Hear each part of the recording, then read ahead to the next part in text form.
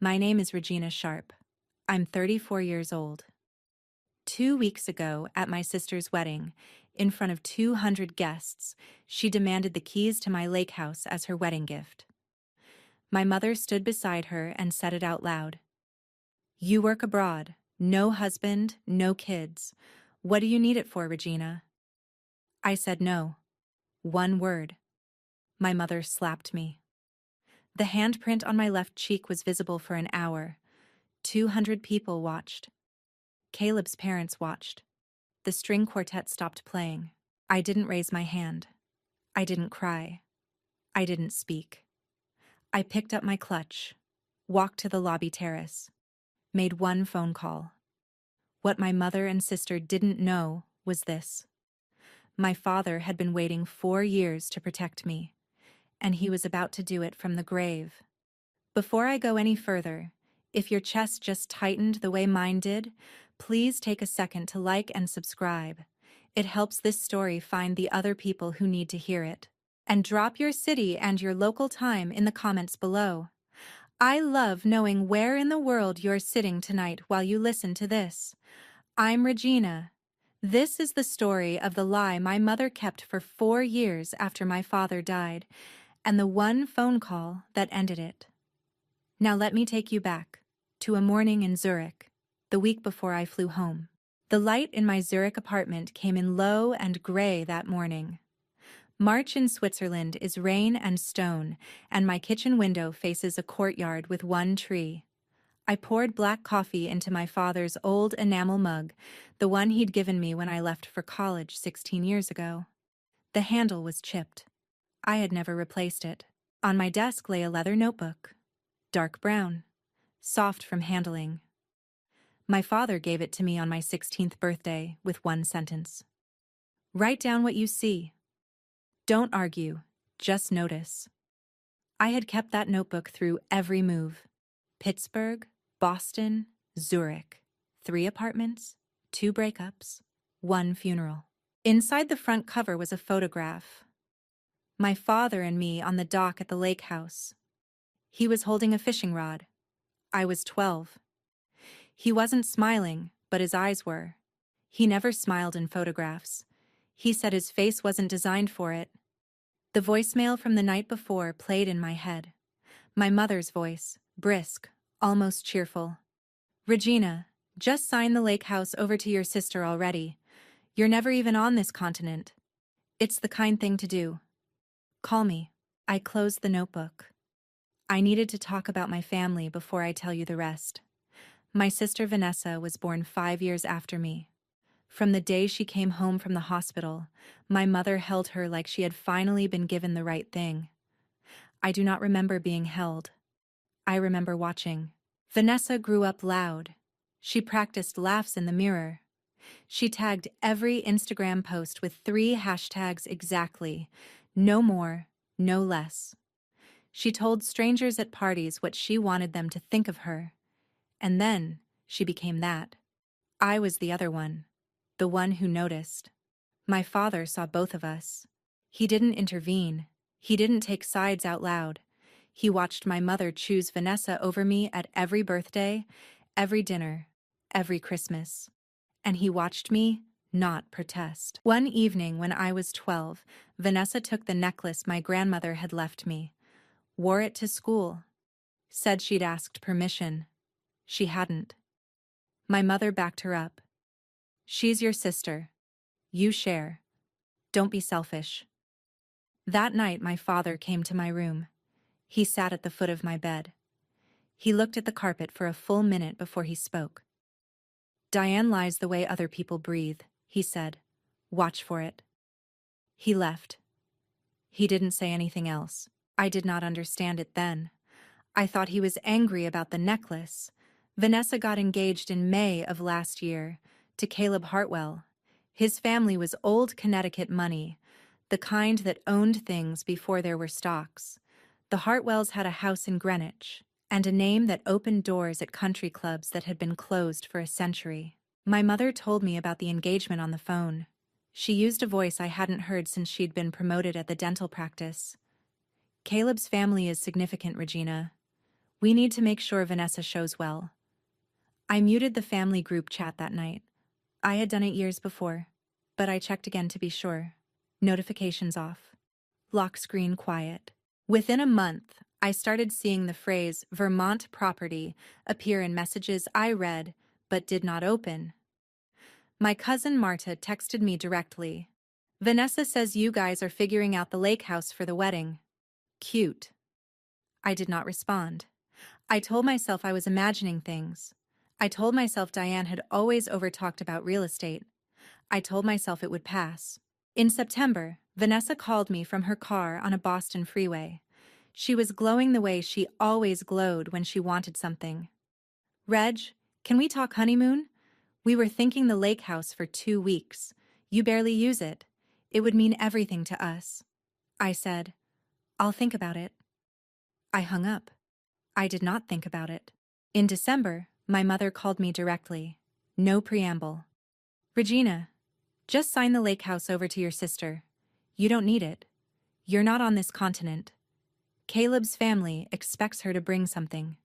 Stop being stubborn about real estate, sweetheart. I hung up that call too. I opened the leather notebook for the first time in years. I read past page 1. The pages I had never read had my father's handwriting in tight, careful lines. Dates, observations, names. 2 columns on every page.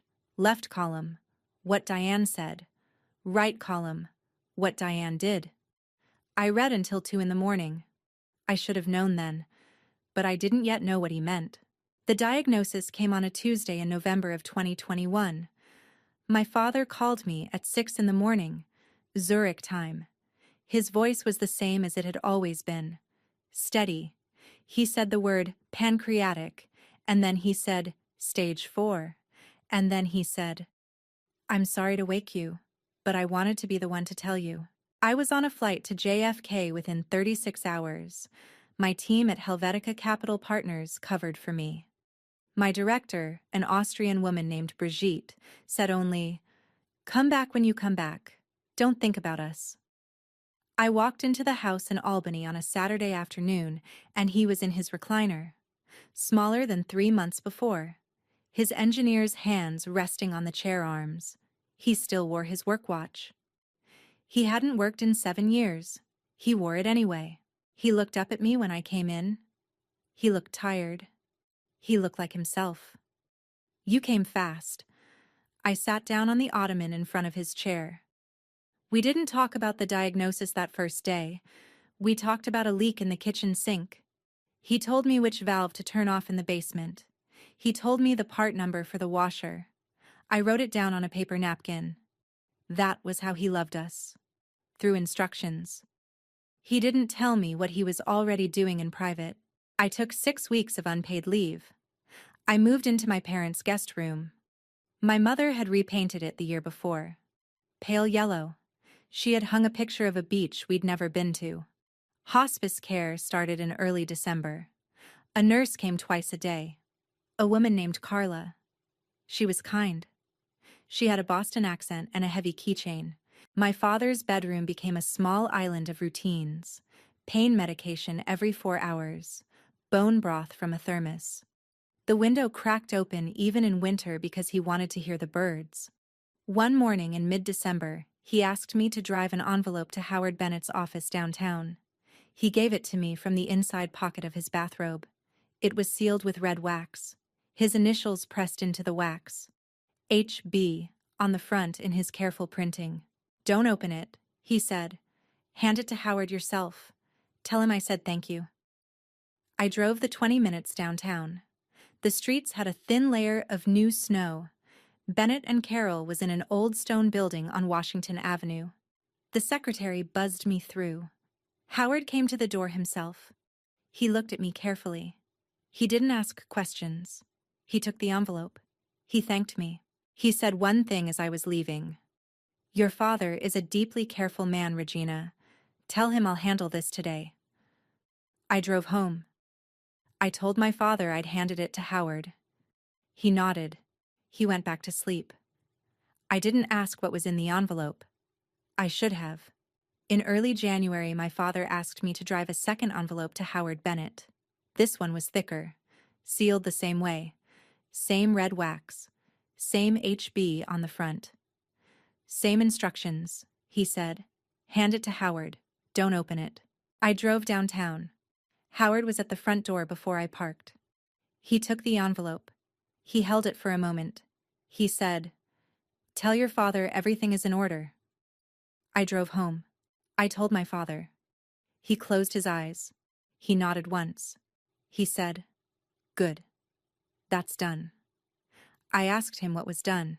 He said, "Nothing you need to worry about. Make sure you eat something. You're too thin." I made him soup. I didn't ask again. In late March, 3 weeks before he died, my father asked me to drive him up to the lake house one last time. Carla, the hospice nurse, said no. She said it firmly. She said his pain levels were too high. My father waited until she left. Then he asked me again. He said, "Regina, I am going. With you, or with the next person who walks through the door. You decide which one you want it to be." I packed his medications in a small zippered bag. I drove him in his old Buick. The drive was 3 hours. He slept for most of it. We arrived at noon. The lake was still half frozen. The light was clear and cold and very sharp. I helped him out of the car. He walked to the dock under his own weight, one hand on my elbow. We sat side by side on the bench at the end of the dock. He wore his heavy wool coat and the wool hat my mother had knitted him in 1998. We didn't speak for a long time. He looked at the water. He watched a single goose land on the ice and walk in 3 slow circles. Then he reached into his coat pocket and put a small brass key on a leather fob into my hand. The fob was old leather, the brass dulled by handling. "This is for the safe in my bedroom closet, inside the back wall behind the shoe rack. Diane doesn't know about that safe. She thinks I had the wall reinforced for insurance reasons. I had it built 5 years ago. The combination is your birth month and your birth year, reversed." I looked at him. "What's in the safe?" "What you need, when you need it. Don't open it before then. You'll know when." "Okay." He closed my hand around the key. He said, "Don't tell your mother about the safe. Don't tell Vanessa. Not until you need to." "I won't." He sat for another long minute. Then he said, "I want you to remember something. The dock. This bench. The way the light is on the water right now." "I'll remember." "Good." We sat for another hour. The cold sharpened. He shivered. I helped him back to the car. We drove back to Albany.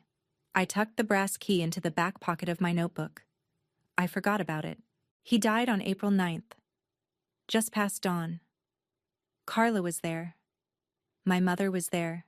Vanessa was there. I was there. He had not spoken in his last 12 hours. He squeezed my right hand once. I held his hand for 40 minutes after. The funeral was the following Saturday. 200 people came.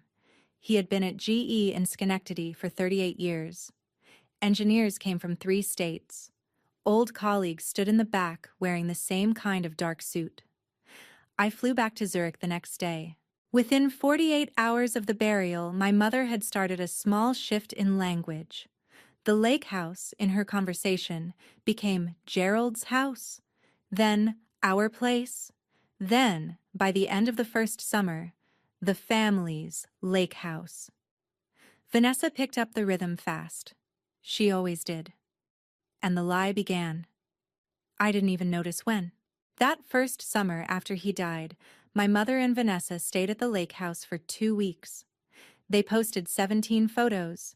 They tagged me in 9 of them. The caption said, "Family time at our place. Missing Gerald, but he'd want this." I saw the post from Zurich at 3 in the morning. I could not sleep. I said nothing. It was the first time I noticed the word "our." The second time was in a Christmas card my mother sent that December. She had pre-printed cards with a family photo. The caption under the photo read, "From the Sharps at our Vermont retreat." The third time was at Easter the following year. My Aunt Marjorie, my father's older sister, called me from Florida. She had received a phone call from my mother. She said, "Reggie, honey, your mom told me she and Vanessa are figuring out summer schedules at the lake house. I thought you owned that place outright. Did something change?" I said, "Aunt Marjorie, nothing changed. Mom is just talking. Don't worry about it." She said, "Are you sure?" I said, "I'm sure." I hung up. I sat in my apartment for an hour without moving. In 2023, the rewrite accelerated. My mother began telling neighbors that the lake house had been purchased by both of us together over the years. When she repeated it enough, in enough rooms, it became almost true to her. Vanessa added her own layer. In group chats with cousins, she'd write, "We need to plan our summer at the lake." Always we, always our. She started referring to it on Instagram as the family compound. Compound. That was the word she used. I noticed it from Zurich. I said nothing. I was working 60-hour weeks at Helvetica that year. We had a major regulatory audit. I told myself I would deal with my family after the audit. The audit ended. I did not deal with my family. In 2024, 3 years after my father died, my mother called me with a casual proposal. "Regina, what would you think about transferring the lake house deed to a joint title? You, me, and Vanessa. Just for ease. So we can all use it without paperwork. Caleb's family might want to visit if it's clearly family property." I said, "No, Mom." I waited for the push. She didn't push. She dropped it that fast. The dropping was its own information. But the following weekend, at a family barbecue at my cousin's house in Saratoga Springs, she introduced the lake house to a neighbor as the one Gerald wanted Vanessa to have someday, for when she settles down. I was sitting 4 feet away. I didn't move. I didn't correct her. The neighbor, a retired surgeon named Dr. Halloran, looked from my mother to me. He'd known my father. He knew the lake house belonged to me. His face flickered. He turned back to my mother. He said slowly, "That's a beautiful sentiment, Diane." He walked away from the conversation. 20 minutes later, on his way to the parking lot, he stopped by my chair and said quietly, "Regina, your father told me about the lake house in 2021. I just want you to know I remember." I thanked him. I told him I was fine. I waited until 8 in the evening and I drove to the airport 4 hours early. I sat in the international terminal at Albany Airport eating airport pizza. I told myself I'd left because of scheduling. It wasn't scheduling. I'd been doing this for almost 3 years, hearing the rewrite, watching the rewrite, letting the rewrite stand. Some part of me had decided, in the haze of grief, that it was easier to let my mother build her story than to argue. My father was gone. He couldn't be hurt. The lake house was just property. Property is not a hill to die on. Except it wasn't just property. I just hadn't realized that yet. January 2026. I'd flown home for a delayed Christmas. 3 days at my mother's house in Albany. 3 days too many. My mother had insisted on cooking every meal. She had cornered me in the laundry room on day 2 and said, "Regina, you really need to settle this lake house thing before the wedding. The Hartwells will ask." I didn't answer. I went upstairs and packed an overnight bag. On day 4, I told her I needed 2 nights at the lake house. Some quiet, some breathing. She did not like it. She let it pass. She did not offer to come. I drove the 3 hours up alone. The lake house was cold and empty. The heat took an hour to warm the bedrooms. I built a fire in the wood stove. I made soup from a can.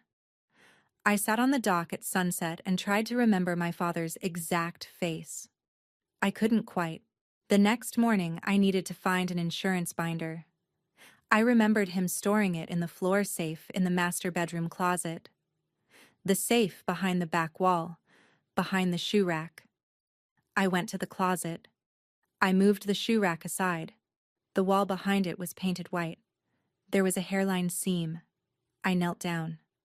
I pulled the brass key out of my notebook for the first time in 3 years. I pressed the hidden panel. It popped open. The safe was behind it, recessed into the studs. A standard small floor safe with a numeric keypad and a key slot. I entered the combination. My birth month and birth year, reversed. The keypad beeped. I turned the key. The safe door swung open. Inside, behind the binder, sat 2 things. A thick envelope sealed with red wax. The initials HB pressed in, identical to the ones I'd delivered for him, and a folded letter on his stationery, unsealed, with my name in his careful printing on the front. Until I opened the safe, I had been a daughter who let things slide. After I opened the safe, I was not that daughter anymore. If you've ever sat in a family that rewrites your father's words after he's gone and watched everyone go along with it because it's easier, I want to hear from you. Drop a comment below. I read them. I sat on the floor of the bedroom closet. The carpet under my knees was older than my sister. I held the unsealed letter in my hands and I read the first paragraph. Regina, if you're reading this, it means your mother has tried something. I'm sorry. I didn't want to leave you this. But I needed to leave you protected, and the only way I knew how was to make sure the truth was somewhere she couldn't reach. I stopped reading. I closed the letter. I held it against my chest for a moment. I stood up.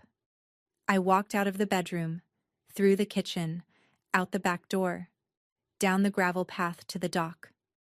The morning sun was on the water. Cold air. No wind. The lake was glass. I sat with my legs hanging over the edge of the dock, the same spot where my father had handed me the brass key 3 years before. I opened the wax-sealed envelope carefully with my thumbnail. The wax cracked clean. Inside was a multi-page document, paper-clipped, printed on heavy stock. The cover sheet was titled, Sharp Family Revocable Trust, Amended and Restated, December 14th, 2021. I read only 3 pages. The cover sheet, the schedule of assets, the beneficiary line.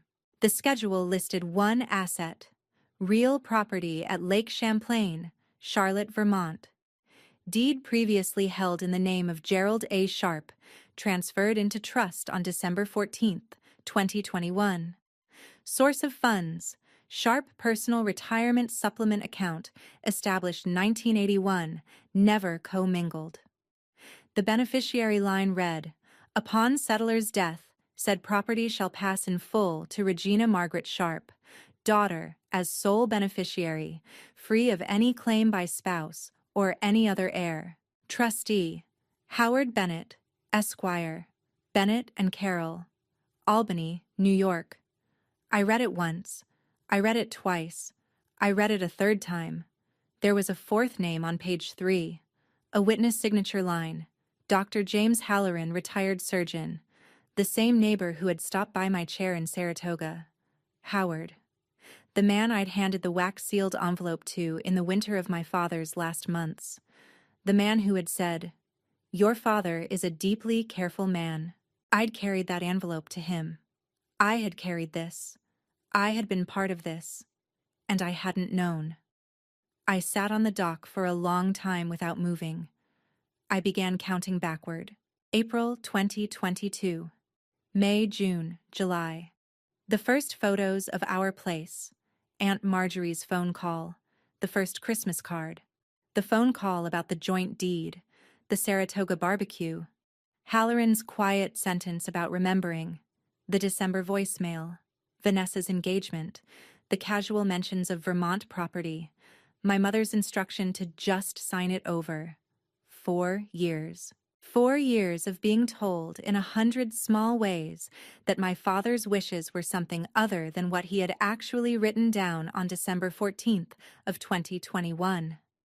I went very still. I drove back to Albany that afternoon. I locked the documents in the trunk of my rental car. I did not tell my mother what I'd found. I sat at her dinner table that night and let her tell me about the wedding plans. I nodded. I asked about the flowers. I asked about the seating chart. I asked about the menu. She said, I told the planner we'd want extra centerpieces for the head table. Caleb's mother is particular. That's nice, Mom. Have you thought any more about the lake house, Regina? I'm thinking about it. She brightened. Good. That's all I ask, that you think about it. She topped up my wine glass. In my hotel room that night, I photographed every page of the trust. I photographed both sides of my father's letter. I emailed the photos to myself in 3 separate accounts.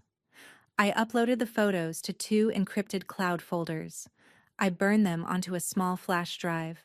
I opened the leather notebook to verify something. I flipped through the entries by date.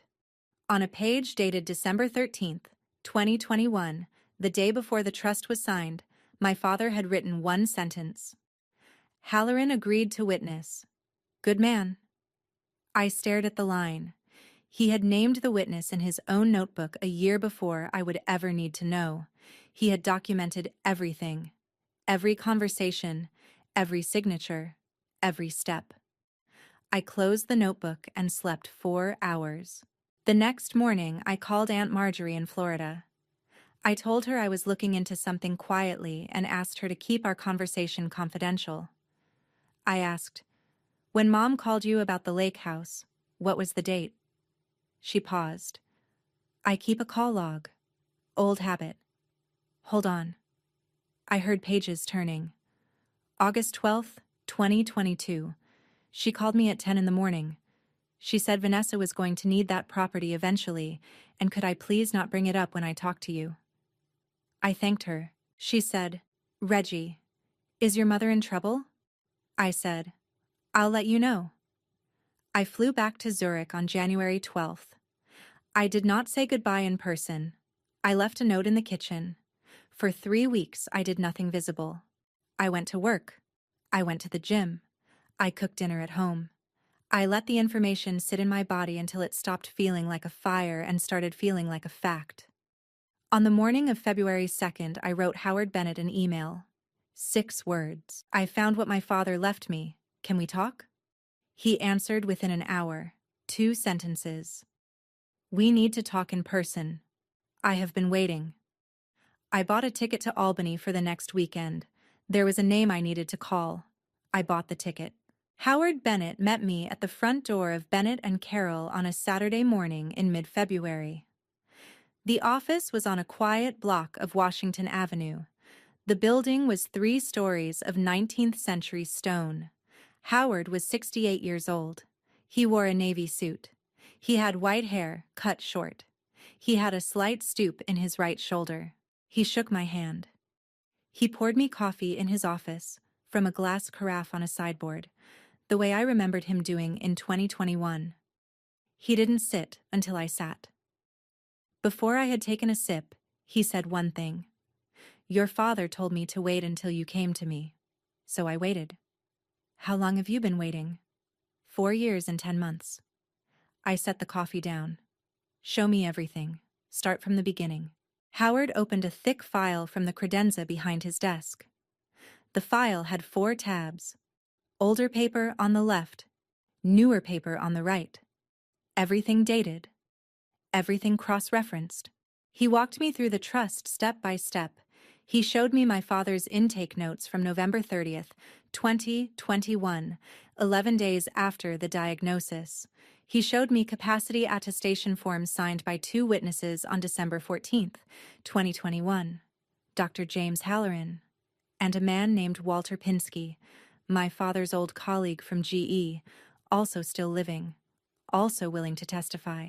He showed me the original deed transfer from Gerald Sharp, individual, to Sharp Family Revocable Trust, dated December 14th, 2021, filed with the Chittenden County Recorder of Deeds in Vermont on December 21st, 2021. He showed me the source of funds documentation. My father's personal retirement supplement account originated 1981 at a different bank than the joint family accounts, with statements going back 40 years. He had never touched the marital savings.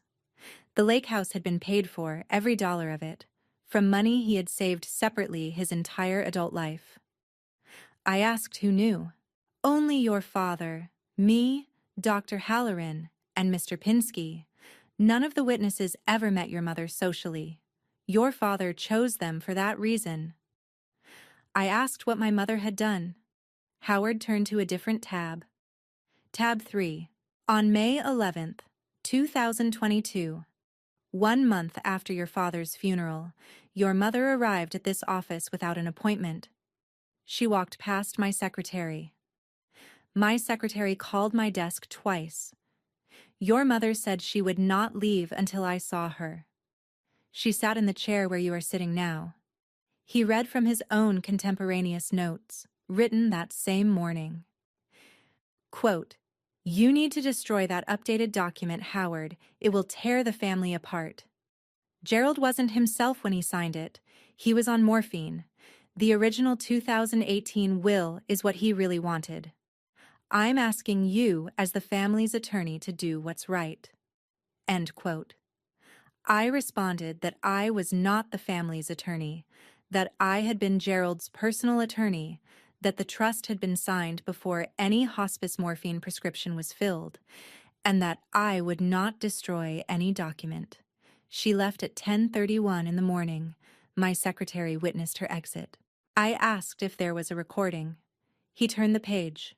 4 days later, on May 15th, 2022, your mother left a voicemail on the firm's main line at 4:18 in the afternoon. The voicemail system preserves all messages for the full retention period. I have not deleted it. He picked up his desk phone, dialed an internal code, put the call on speaker. I heard my mother's voice. 4 years younger, brisk, almost cheerful.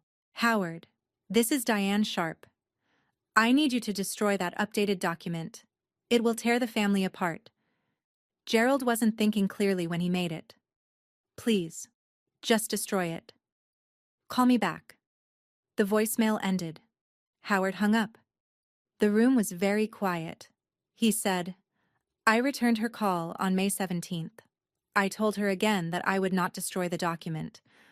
I told her any further attempts to solicit me to alter or destroy the trust would be documented and reported. She did not call again. I asked Howard for a copy of the voicemail file. He said it had already been exported to a digital file and was waiting for me on a flash drive. He handed me the flash drive in a small padded envelope. I asked Howard what my options were. He laid them out without bias. I could file the trust documents formally with the county recorder in Vermont, which would put the lake house's chain of title beyond any dispute publicly. I could send my mother a registered letter through Howard's office explaining the situation. I could confront her privately. I could wait. I could pursue criminal referral on the May 2022 solicitation, which in New York could be charged under tampering statutes, though Howard said he would not file unless I asked. He said, "Whatever you choose, I'll act when you call me." I asked one more question. "Has anyone else from the family ever contacted you?" Howard paused. He pulled a thin folder from the bottom of the credenza. "Your sister called this office twice, both times in 2024. The first call was on March 8th, 2024. She asked my secretary whether there was any trust document related to the lake property. My secretary told her, per protocol, that we could not discuss client matters. The second call was on October 2nd, 2024. She asked the same question in different words. She said, quote, I just want to make sure my mother and I aren't going to be surprised by anything when my sister decides to be selfish. End quote. My secretary noted the call. Your sister never called again. I looked at him. Vanessa knew there might be a document. She suspected. She did not know. And my mother knew. She knew there was a document. She knew its contents. And she chose to build a 4-year story over the top of it. Yes, the evidence supports that. I sat with that for a moment. I took out my father's leather notebook. I opened to a blank page. I wrote one date. March 21st. Howard looked at the date. Vanessa's wedding. Yes, he nodded once. He didn't argue. He didn't advise. He didn't ask why. He said, "Call me on the day. I'll be near." I closed the notebook. I had everything I needed. Now I just had to wait. I flew back to Zurich on the Sunday evening flight. I slept on the plane for the first time in months. I unpacked at home and made dinner and did dishes and folded laundry. Routine things. I needed routine. That night, late, I sat at my kitchen table with my father's letter spread flat in front of me. I read it from the first word to the last. 2 pages. Both sides. His careful printing. The kind of penmanship engineers have. Each letter precise. Each margin even. He wrote about seeing the dynamic. He apologized for not protecting me sooner. He said he had been a careful man, a watchful man, a quiet man. He said he had decided in November of 2021, the night after his diagnosis, that watching was no longer enough. He explained the lake house. He wrote that he had bought it in the summer of 2018, using money from a retirement supplement account he had kept separate from marital savings for 40 years.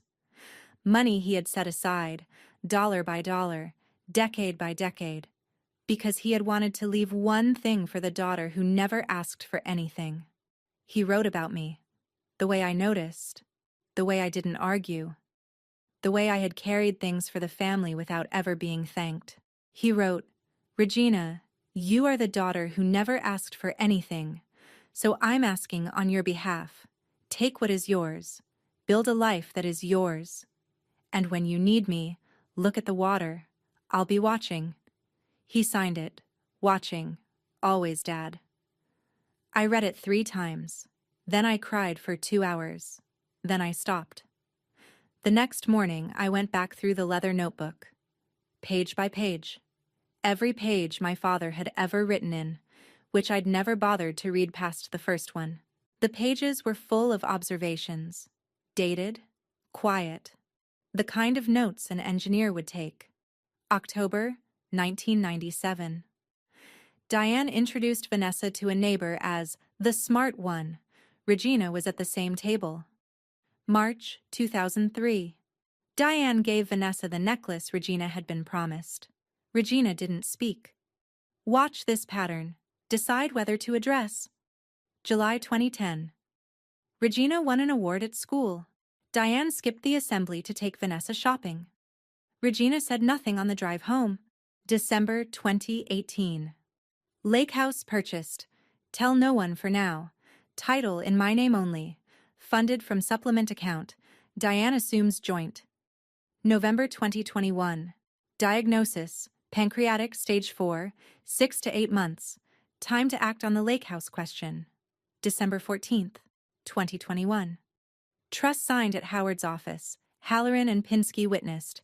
Documents secured. Regina does not yet know. She will when she needs to. January 2022. Letter for Regina drafted. Placed in safe. Key given soon.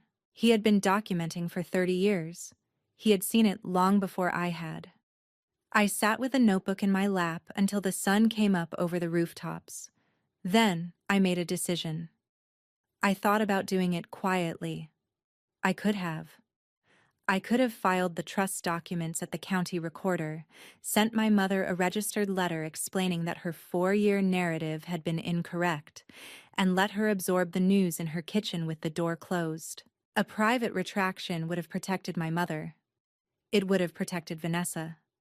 But there was something more I needed to understand before I made the choice. I called my cousin Marta on a Saturday afternoon. Marta worked in Boston as a corporate attorney. She was Vanessa's age. She had been at the engagement party in Greenwich. I asked her casually, "Marta, do you know anything about Vanessa's prenup setup with the Hartwells? Has anyone mentioned it to you?" She was quiet for a long moment. "Regina, I should not be telling you this. Tell me." "There's a side asset declaration. Vanessa listed the Vermont Lake House as one of her contributed assets, at $1.6 million.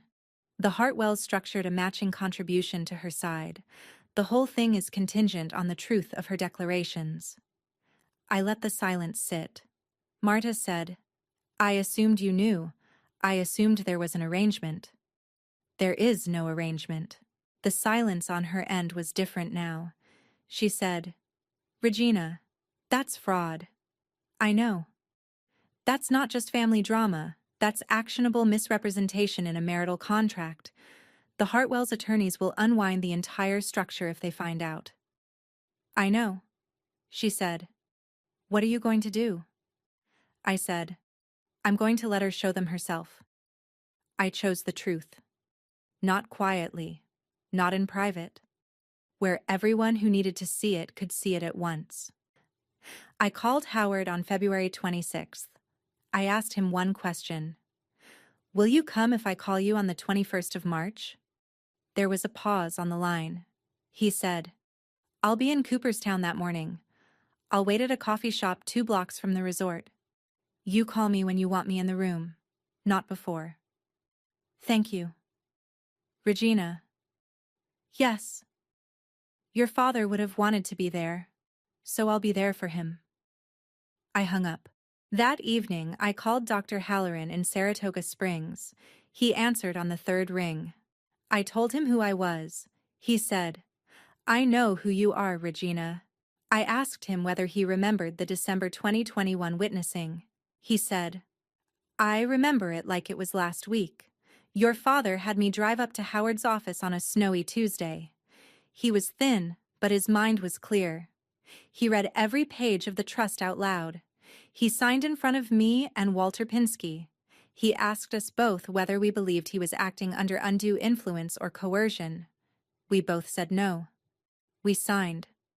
I asked, "Would you be willing to testify to those facts if needed?" He said, "I'd be willing to drive to Albany tomorrow if it came to it. Your father was a friend." I thanked him.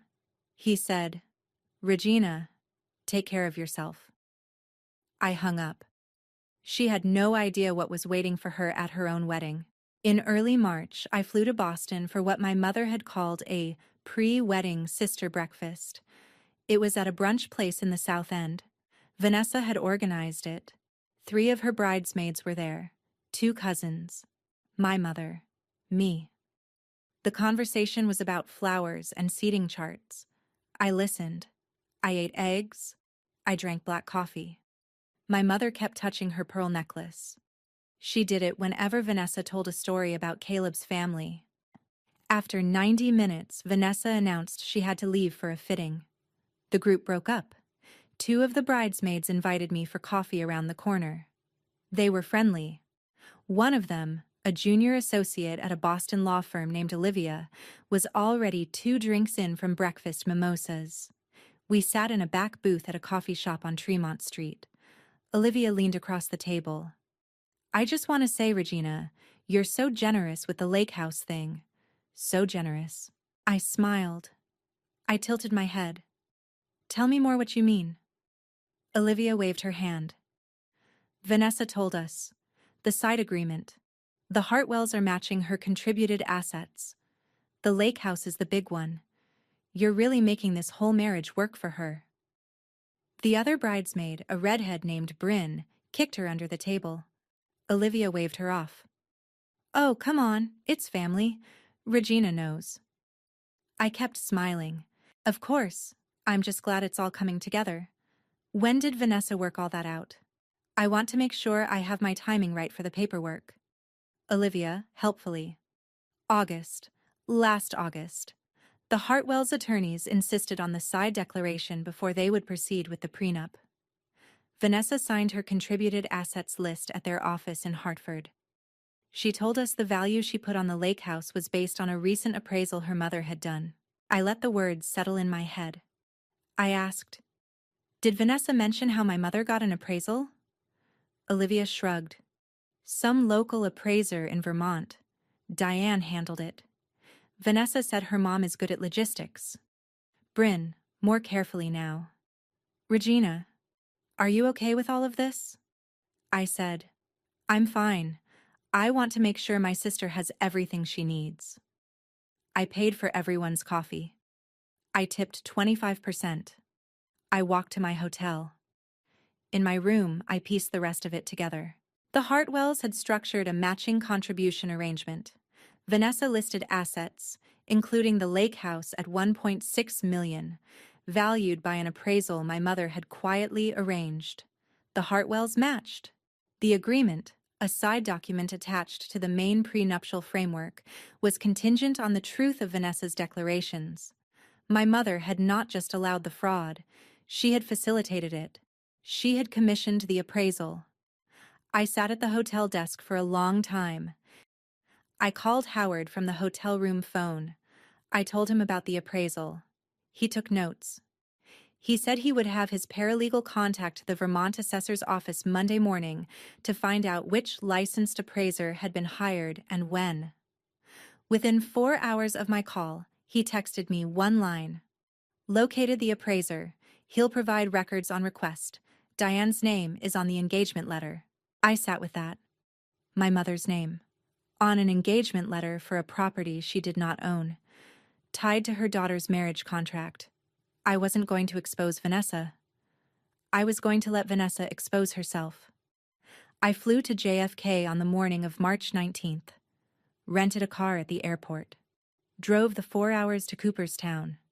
Checked into the Otesaga Resort Hotel under my own name. Ordered a salad in my room. Read for 2 hours. That night, I walked the resort grounds. The lake was dark. The wind was sharp. I stood at the edge of the water for 10 minutes. I went back to my room. I slept 7 hours. It was the best sleep I'd had in 4 years. The wedding was on Saturday, March 21st. I came down to breakfast at 9. My mother saw me at the buffet. She came over. She hugged me stiffly. She held me at arm's length. Regina, that dress. A little plain for a wedding, but it suits you, darling. The dress was navy silk, knee-length. Simple lines. My father had liked navy. Thank you, Mom. Vanessa appeared in the doorway. She saw me. She came over. She kissed both my cheeks. She laughed her practiced laugh. Big day. Big day. You ready, Reg? I'm ready. Good. Because I have so many things to ask you about later. She winked. I poured coffee. Caleb passed through the dining room with his father. He nodded at me politely.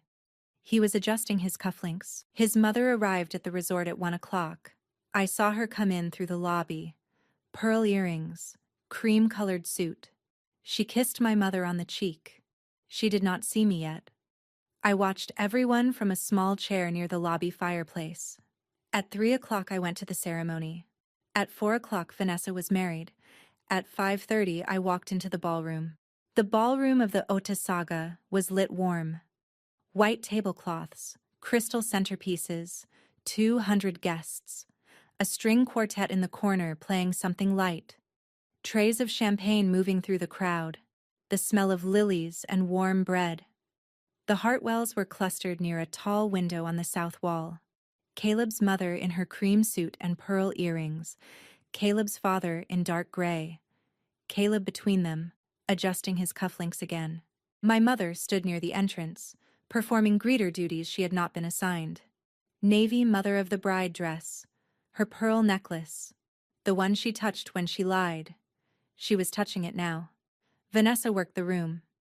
Each table got the same hand-on-shoulder, head tilt, practiced laugh. The dress was ivory satin with a 4-foot train. I stood near the bar. I took a sparkling water. I did not drink. Vanessa saw me. She walked toward me with that laugh already in motion. She angled us so we were facing the cluster of Hartwell parents and 3 of her bridesmaids and a small group of cousins. About 15 people directly in earshot, another 60 within hearing range. She raised her voice slightly, not a shout, just enough. Regina, before the speeches, I want to make this official. I want you to give me the keys to the lake house, today, in front of everyone, as your wedding gift to me. Several guests turned. The Hartwell mother's head came up. Her husband stopped mid-sentence with a guest from Greenwich. I said, "Vanessa, this is not the right moment. It's the perfect moment. Caleb's family is here. They should see we share things in this family. We can talk about this on Monday." Vanessa laughed. Her practiced laugh. "Monday you'll be on a plane back to Switzerland and we'll be on our honeymoon. So today, please." My mother saw the moment and stepped in. She put her hand on Vanessa's back. She raised her voice to match. "Vanessa's right, sweetheart. You work abroad. No husband, no kids. What do you need it for? Just hand the keys over. Make this a happy day for your sister." I said, "Mom, stop." She didn't stop. "Don't make a scene, Regina. Just give her the keys. We've discussed this for months. You know what your father would have wanted." "Mom, you don't know what my father would have wanted." "Don't tell me what I know." The room's attention was now on us. Maybe 60 heads, then 80. The string quartet kept playing for another half measure and then trailed off as the cellist looked up and saw what was happening. Every face had turned to me. I held my small navy clutch in my left hand. My right hand was at my side. My breathing was even. "No," I said. One word. Vanessa's smile tightened. The performance briefly slipped. "Regina, don't do this to me on my wedding day." "I'm not doing anything to you, Vanessa." My mother said more loudly. "Regina, don't be selfish. Your father would have wanted this. He always said family comes first." The room was quiet now. 200 people were quiet. Even the servers had stopped moving. I kept my voice flat. I kept my eyes on my mother. "My father wanted exactly what is written in his will, Mom. Which you and I both know is not what you've been telling everyone for the last 4 years." My mother's face changed. It changed in stages. First confusion. Then the recognition that I knew. Then the older, harder thing underneath. Her hand came up, and she slapped me. The sound carried across the ballroom, a clean, sharp crack. The string quartet stopped playing in the middle of a measure. The handprint bloomed on my left cheek. Hot, immediate, visible from across the room. I did not raise my hand to my face. I did not flinch. I did not look at the floor. I turned my head back, slowly, until I was looking at my mother again. I looked her in the eye for 3 full seconds. Vanessa, behind her, made a small sound. Like a small animal. Caleb's mother had a hand on her husband's arm. Her face was very still. She was looking at my mother. She was not looking at me. I picked up my clutch from where it had dropped onto the floor at my feet. I walked through the cluster of guests, past 3 bridesmaids, past a cousin, past the bartender who was holding a champagne flute frozen in mid-pour, out of the ballroom, through the double doors, across the lobby, past the maitre d', who stepped back without speaking, onto the terrace. The terrace was empty. The March air was 20 degrees colder than the ballroom. The cold on my left cheek was the only thing keeping me steady. I opened my clutch. I took out my phone. My hand was shaking slightly. I steadied it against the railing. I dialed Howard. The phone rang twice. He picked up. I said one word. "Now." He said, 8 minutes. I hung up. I stood on the terrace for another 2 minutes. I breathed in cold air. I straightened my dress. I touched my hair once. I did not look at my cheek. I walked back inside. I crossed the lobby. I entered the ballroom through the side door. I walked to my assigned table at the head section. Table 2. I sat down between an older Hartwell cousin and an empty chair where my father would have been. The maitre d' had quietly signaled the kitchen. The first course was being served. Tomato bisque. The servers moved through the room without speaking. My mother had returned to her seat at the head table. She was not eating.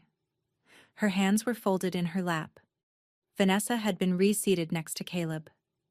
Caleb was looking at the table. The Hartwell parents had returned to their table. Caleb's mother was watching me. I did not look at her directly. I picked up my spoon. The handprint on my cheek was still warm. I ate 2 bites of soup. I set the spoon down. I placed my napkin in my lap. The older Hartwell cousin next to me leaned slightly. She said, very quietly, "Are you all right, dear?" I said, "I will be." She said, "I have a friend who is a family lawyer in Hartford. If you need a name later, I'll give you one." I said, "Thank you." She did not say anything else. The second course came. Roasted halibut. I did not eat it. I cut it into pieces. I rearranged the pieces. I drank water. My mother, across the room, picked at her plate. Once, she looked up at me. I did not look back. Vanessa was crying quietly into her napkin. Caleb had moved his chair half an inch away from hers. He was looking at the tablecloth. The Hartwell mother had not picked up her fork. A toast started. A Hartwell uncle stood. He gave a short, polite speech. He raised his glass. About a third of the room raised their glasses. The other 2/3 did not. The uncle sat down quickly. The maitre d' approached my table. He bent down and said quietly, "Miss Sharp, a gentleman has arrived in the lobby asking to speak briefly to the room. He says you are expecting him." I said, "Bring him in. Make space at the head table." He nodded once and left. I waited. An hour. That's all it took. At 6:50 in the evening, the main doors of the ballroom opened. Howard Bennett walked in. Navy suit. Leather portfolio under his right arm. White hair neat. 68 years old. He walked the way he had walked into his own office 5 weeks before. Steady. Unhurried. The resort coordinator, whom I had briefed at the door earlier that afternoon, walked half a step ahead of him. I stood. Howard reached the floor in front of the head table. He set his portfolio down on the corner of the table. He turned to face the room. 200 people went quiet. He spoke. "Good evening. My name is Howard Bennett. I was Gerald Sharp's attorney and personal friend for 25 years. I am the trustee of his estate. I would not have come to this wedding uninvited unless it was necessary. It is necessary." My mother half stood from her chair at the head table. "Howard, this isn't the time. This isn't appropriate." Howard, mildly, without turning toward her. "I'm afraid, Diane, it is." She sat down. She did not look at Vanessa. Her hand went to her pearl necklace. Howard opened the portfolio. He took out a stapled document. He held it up so the room could see the cover sheet. "This is the Sharp Family Revocable Trust. It was executed on December 14th, 2021, in my office, in front of 2 witnesses still residing in New York State. It was signed by Gerald Sharp while of sound mind, 11 days before any hospice morphine prescription was filled. Capacity is documented in my contemporaneous notes, also in this file." He turned a page. "The trust transfers ownership of the lake property at Lake Champlain, Vermont, into a revocable trust. The property was purchased in 2018 entirely from funds in Gerald Sharp's personal retirement supplement account, established in 1981. Never commingled with marital assets. Upon settler's death, the property passes to a single named beneficiary." He read the next line slowly. "Sole beneficiary, Regina Margaret Sharp. No other party named, no spousal claim attached." Vanessa stood up at the head table. That can't be right. That isn't what Mom told me." Howard turned a page calmly. "I'm afraid it is, Vanessa. It has been since December of 2021, 4 years and 3 months ago." The room exhaled. A few guests looked at each other. The Hartwell mother set her fork down very carefully on the rim of her plate. My mother said, "Howard, that document is invalid. Gerald wasn't in his right mind." Howard turned to a different tab. "Diane, I expected you might say that. So I want to address it directly, with the room as witnesses. He took out a second stapled document. This is the capacity attestation, signed on December 14th, 2021, by Dr. James Halloran, retired surgeon of Saratoga Springs, and Walter Pinsky, retired senior engineer at General Electric, Schenectady. Both men sat with your husband for 2 hours. Both men confirmed his cognitive clarity. Both men are alive and willing to provide sworn testimony if challenged. I spoke with Dr. Halloran by phone last week. He is available on 24 hours' notice. My mother sat back hard. The chair scraped on the wood. Howard reached into the portfolio again. He took out a small black Bluetooth speaker. He set it on the head table beside the trust document. He took out his phone. He spoke to the room. On May 11th of 2022, 1 month after Gerald Sharp's funeral, Diane Sharp visited my office without an appointment. She asked me to destroy this trust document. I declined and documented the conversation. 4 days later, on May 15th, 2022, she left a voicemail on my firm's main line. That voicemail is preserved on our phone system. I'm going to play it now. He pressed play. My mother's voice came through the speaker. 4 years younger, brisk, almost cheerful. Howard, this is Diane Sharp. I need you to destroy that updated document. It will tear the family apart. Gerald wasn't thinking clearly when he made it. Please, just destroy it. Call me back. The voicemail ended. The ballroom was completely silent. Howard pressed play again. The voicemail repeated. My mother's hand was clenched on her pearl necklace. Vanessa's hand flew to her mouth. Loud, sharp gasp. Howard played it a third time. By the third playing, the Hartwell mother had risen from her chair. She was looking at her son. Her face was very still. Caleb was looking at the floor. Howard let the voicemail finish for the third time. He turned off the speaker. He returned his phone to his inside pocket. He spoke once more. Asking an attorney to destroy a duly executed trust document is a serious matter. It constitutes solicitation under New York penal law. I have preserved the request, the voicemail, and my contemporaneous notes. I will be making them available to the Albany County District Attorney's Office for review on Monday morning. He paused. There is one more matter. I have also located the licensed appraiser who was engaged in August of last year to value the lake property at Lake Champlain. The appraisal was commissioned by Diane Sharp. The appraisal was used to support a contributed asset declaration in a marital agreement. Diane Sharp is not, has never been, and will never be the owner of that property. The use of that appraisal in any contract is misrepresentation. The Hartwell mother walked to Vanessa's place setting at the head table. She picked up the small leather seating folio that had been resting beside Vanessa's plate. I watched her open it. I watched her find what she was looking for. She pulled a stapled document out of the folio, the contributed assets declaration from the side agreement. Vanessa had kept her copy with her place card to show her cousins later. The Hartwell mother held it up briefly. She read the relevant section to herself. Her jaw moved once. She turned to Caleb. She said one sentence, calmly, loud enough for the head table to hear. We'll need to discuss this, at home, tonight. She took Caleb by the elbow. The Hartwell father stood. He buttoned his suit jacket. The three of them walked out of the ballroom through the main doors. My mother sat down hard in her chair. The chair scraped on the wood floor again. Vanessa was crying, loud, ugly crying, the kind she had never practiced in a mirror. Her ivory satin train was bunched under the chair leg. Howard closed the portfolio, picked it up, walked back across the ballroom floor. As he passed my chair, he stopped. He looked at me.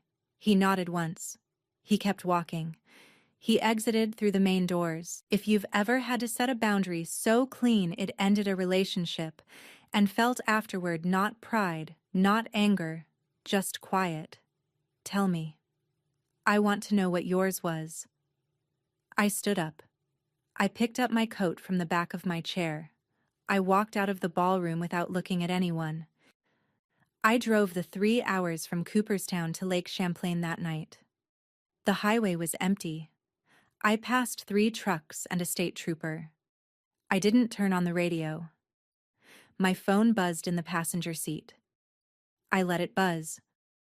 I turned it face down at the next gas station. I arrived at the lake house at 11:30. I turned on the porch light, unlocked the door, walked inside. The house was cold. I lit the wood stove.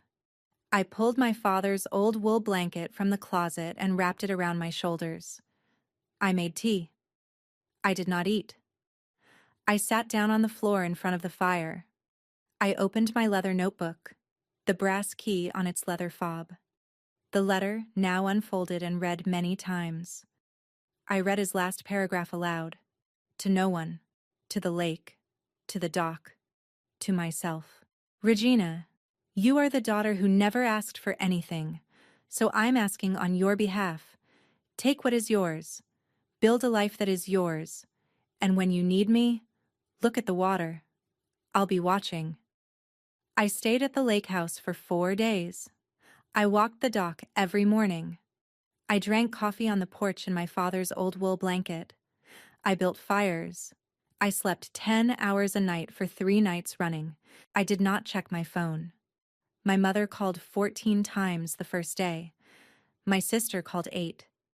I let the voicemails fill the inbox without listening. On the 3rd day, my cousin Marta sent one text. Caleb's family annulled. Heard it from a Hartford friend. Mom's lawyer called yours. Stay where you are. A. On Tuesday, my office in Zurich emailed. Brigitte had heard nothing about what had happened. She wrote, "Come back when you come back."